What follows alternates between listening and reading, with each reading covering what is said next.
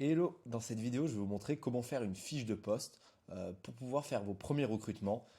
Alors là, cet exemple aujourd'hui, c'est avec un setter, donc quelqu'un qui est censé vous générer des rendez-vous, mais vous pouvez adapter ça si vous avez besoin de recruter un coach, si vous avez besoin de recruter un assistant virtuel, peu importe en fait le type de recrutement, ça va toujours, nous on utilise toujours les mêmes templates de fiches de poste et après on va juste l'adapter en fonction du poste. Et donc, le but de cette fiche de poste, c'est de donner envie à la personne. C'est de lui vendre l'idée de rejoindre votre entreprise. Et pour ça, ça va être comme quand vous essayez euh, quand vous persuadez un client de travailler avec vous, ça va être la même chose. Donc euh,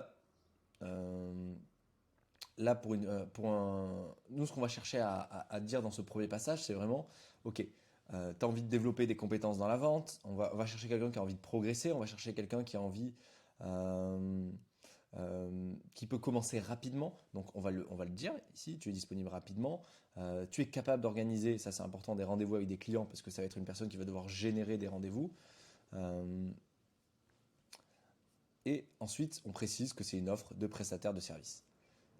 Donc là, la mission, vous allez mettre la mission de votre boîte, pourquoi votre boîte existe. Euh,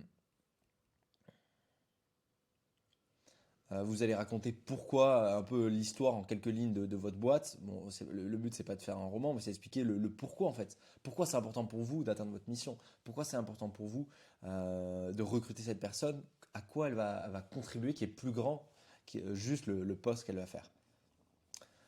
Et ensuite, la deuxième partie, c'est vraiment sur le rôle spécifique. Donc là, par exemple, c'est un spécialiste de la prise de rendez-vous, un setter. Donc voilà quelles vont être les tâches. Et là, c'est vraiment de reprendre la fiche de poste que vous allez avoir.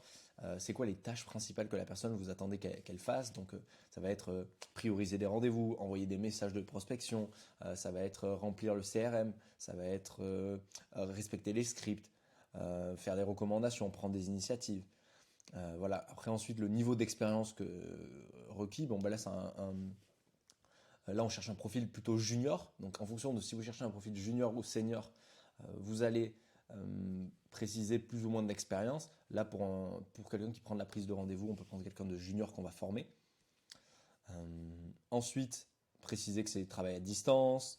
Euh, voilà, préciser les conditions, commission et aussi le potentiel de rémunération. Donc là, c'est un, c'est un poste avec fixe plus commission, mais ça pourrait être, si c'est un poste avec un fixe, ça peut être intéressant de préciser en tout cas l'ordre de grandeur, de donner une idée de combien la personne pourrait gagner.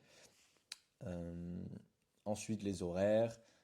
On va chercher souvent quelqu'un qui peut faire au moins 25 heures par semaine. Pourquoi? Parce qu'on va vouloir le faire passer, si la personne performe, on va vouloir le faire passer full time, ou en tout cas qu'elle passe beaucoup plus de temps dans l'entreprise. Et donc c'est pour ça qu'on ne veut pas quelqu'un qui soit là juste 2 3 heures par semaine.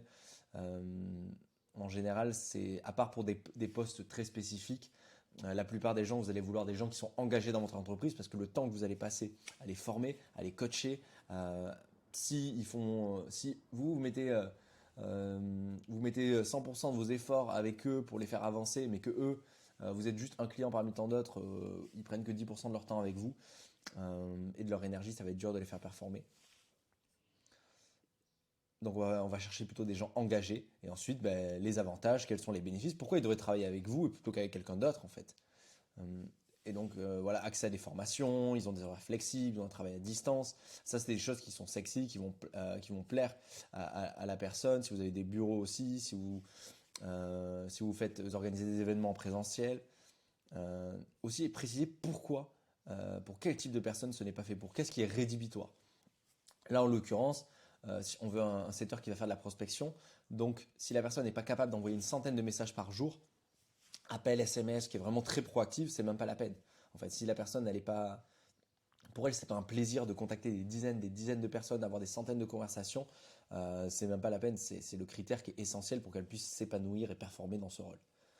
Et ensuite, l'appel à l'action. Et là, vous pouvez mettre un petit lien vers un formulaire, soit sur Google, un formulaire, un questionnaire Google, Google, soit un questionnaire Google, soit mettre un lien vers un Airtable pour que la personne puisse remplir ses informations, postuler et vous faire une petite vidéo de présentation. Voilà comment on fait une fiche de poste. Vous pouvez l'adapter, la structurer en fonction de vous, reprendre le ton de votre entreprise. Ce qui peut être bien aussi, c'est de mettre une photo. Là, sur celle-là, il n'y en a pas, mais vous pouvez mettre une photo de vous et de vos équipes. Ça peut permettre de donner plus envie aux gens de vous rejoindre. Pareil, une petite vidéo aussi de présentation, où vous présentez votre boîte.